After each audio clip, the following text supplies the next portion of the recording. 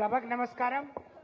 ఈరోజు భూపాల్పల్లిలో ముఖ్య కార్యకర్తల సమావేశానికి సభా అధ్యక్షత వహిస్తున్న గౌరవనీయులు మాజీ జిల్లా పరిషత్ చైర్మన్ ఈ జిల్లా పార్టీ అధ్యక్షులు గండ్రా జ్యోతి గారికి, ఈ సమావేశ ముఖ్య అతిథి మన అందరి అభిమాన ప్రియతమ నాయకులు తెలంగాణ రాష్ట్ర ప్రజల ఆశా జ్యోతి కల్వకుంట్ల తారక రామారావు గారు, బీఆర్ఎస్ పార్టీ కార్యనిర్వాహక అధ్యక్షుల వారికి, గౌరవ పెద్దలు అనుభవజ్ఞులు ఈ నియోజకవర్గాన్ని అన్ని రంగాల్లో ముందుంచడానికి ఆ రోజు ఎంతో కృషి చేసిన గండ్రా వెంకటరమణారెడ్డి గారు, మాజీ శాసనసభ్యుల వారికి, గౌరవ పెద్దలు శాసన మండలి ఉపాధ్యక్షులు అన్న బండా ప్రకాష్ గారికి, గౌరవ పెద్దలు పెద్ది సుదర్శన్ రెడ్డి గారికి, పోచంపల్లి శ్రీనివాసరెడ్డి గారికి, రాజయ్య గారికి, సమ్మారావు గారికి, వేదిక మీద ఉన్న బీఆర్ఎస్ పార్టీ నాయకులకు, వేదిక ఎదురుగా ఉన్న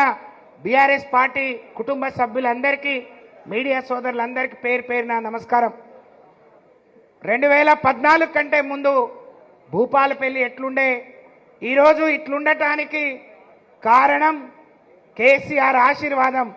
ఆ రోజు జయశంకర్ సార్ కేసీఆర్ గారిని వెంటబెట్టుకొని తెలంగాణ ఉద్యమంలో ముందుండి నడిపించిందనే ప్రేమతోని కుగ్రామంగా ఉన్న భూపాలపల్లిని జిల్లా కేంద్రంగా చేసి ఒక్క చిన్న అవసరం వస్తే సామాన్యుడు కూడా సర్ది కట్టుకొని వరంగల్ పోయే పరిస్థితి నుంచి కేసీఆర్ తెలంగాణ తెచ్చిన తర్వాత మరి తెలంగాణ వస్తే మొదటి ఫలాలు వెనుకబడిన భూపాలపల్లి, ములుగు లాంటి ప్రాంతాలకు అందినాయనంటే అది కేసీఆర్ గారికి ఈ ప్రాంత ప్రజల మీద ఉన్న ప్రేమకు నిదర్శనం అని చెప్పి నేను ఈ సందర్భంగా తెలియజేస్తున్నా.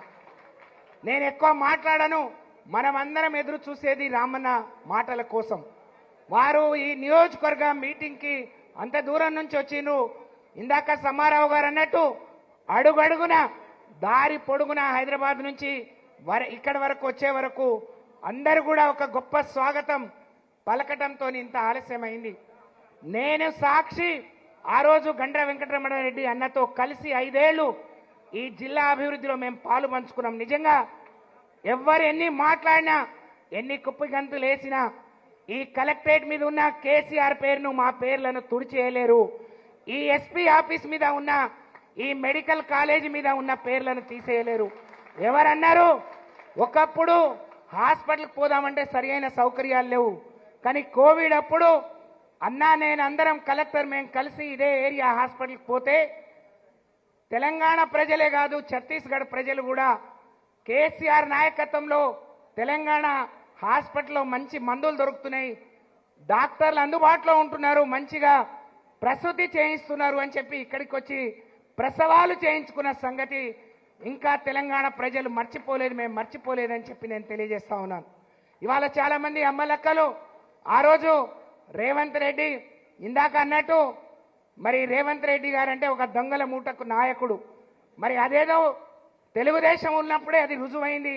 ఆయనే స్వయంగా పట్టుబడి జైలుకు పోయి వచ్చిన నాయకుడు. మరి అలాంటి వాడు ఈరోజు ముఖ్యమంత్రిగా ఉంటే ఉండనియండి, కానీ మనం నిజంగా తెలంగాణ ప్రజలు చేసుకున్న మరి దురదృష్టమని నేను ఈ సందర్భంగా తెలియజేస్తా ఉన్నాను. తెలంగాణ ప్రజలకు జరిగిన అన్యాయాన్ని ఎదిరించి తెలంగాణ ప్రజలకు న్యాయం జరగాలి,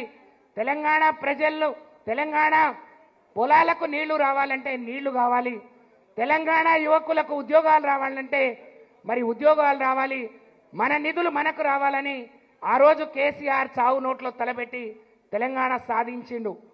10 ఏళ్లు అన్ని ప్రాంతాలకు, అన్ని వర్గాలకు మేలు చేయాలని ఎన్ని సంక్షేమాభివృద్ధి కార్యక్రమాలు చూసినో మన అనుభవంలో ఉంది. అన్నతో పాటు ఆయన కాంగ్రెస్ ఎమ్మెల్యేగా ఉన్నప్పుడు నేను తెలుగుదేశంలో ఎమ్మెల్యేగా ఉన్నా. 200 వచ్చాయి దేనికి సరిపోవు అని ఏడ్చి గీ పెట్టిన 300 పెంచలేదు. కానీ కేసీఆర్ పేదోడి ఆత్మగౌరవం, ఒక వృద్ధుడి ఆత్మగౌరవం పెరగాలని 200 ఉన్న పెన్షన్ 2000 చేసిండు. నేను రమణన్న ఇదే చిట్యాల మండలంలో మరి కళ్యాణ లక్ష్మి చెక్కులు ఇవ్వడానికి పోయినాం. ఒక గిరిజన మహిళ చెప్పులు లేకుండా మండు టెండలో వస్తాంది. ఏమ్మా నువ్వు చెప్పులు వేసుకోలేదు ఏంటి అని అంటే, అమ్మా నేను కేసీఆర్ తిరిగి ముఖ్యమంత్రి కావాలని చెప్పులు తీసేసిన అన్నది. ఎందుకంత గొప్పగా మరి ఇంత ప్రేమ చూపిస్తున్నావంటే, నా భర్త నాకిద్దరు ఆడపిల్లలు, ఒక మగపిల్లవాడు. నా భర్త చిన్న వయసులో చనిపోతే నేను ఎదిగిన ఆడపిల్లల కోసం ఎక్కడ ఎవరి దగ్గర అప్పడుగుతానో పెళ్లికి పిలిస్తే ఏమి ఇవ్వాల్సి వస్తుందని నా కన్న తల్లిదండ్రులు కానీ నా అత్తమామలు నా పాలోళ్ళు కూడా నా ముఖం చూడలేదు. కానీ కేసీఆర్ గారు కళ్యాణ లక్ష్మి ఇవ్వడం ద్వారా నాకు అప్పు పుట్టింది. నేను ఇద్దరు బిడ్డల పెళ్లిళ్ళు చేసిన, నేను 50 వేలు కట్నం ఇచ్చిన, 50 వేలతోని 2 గొర్రెపోతులు కోసి అందరికి భోజనం పెట్టిన, ముఖం మీద కొట్టినట్టు చేసిన, 50 వేలు మిగిలించుకొని నా కొడుకుని చదివించుకుంటున్నా. కాబట్టి ఈ జన్మంతా కేసీఆర్ గారి కోసం నేను పూజిస్తా అని చెప్పి ఎంత గొప్పగా చెప్పిందో. కేసీఆర్ అంటే అలాంటి కార్యక్రమాలు చేసిన నాయకుడు. కానీ కళ్యాణ లక్ష్మి సరిపోతుందా? పెళ్ళై 3 నెలలకు ఇస్తారు, మేము పెళ్లి నాడే వస్తాం. పెళ్లితో పాటు మరి పుస్తలు కూడా మేమే తులం పెట్టి కొనిస్తామని ఎన్ని దొంగ మాటలు, ఎన్ని మాయ మాటలు చెప్పి అధికారంలోకి వచ్చి ఇవాళ ఏం మాట్లాడుతున్నారో ప్రజల గమనంలో ఉంది. నేను బీఆర్ఎస్ పార్టీ కార్యకర్తలందరినీ 2 చేతులు జోడించి వేడుకునేది ఒకటే, మనం సైనికులుగా గండ్రా వెంకటరమణారెడ్డి గారి ఎన్నిక ఇంకెప్పుడో ఉంది 3 ఏళ్లకు. కానీ రాబోయే ఎన్నికలు మనై. ఇక్కడ ఉన్న అనేక మా సోదరులు సోదరిమణులు సర్పంచులు కాబోతున్నారు.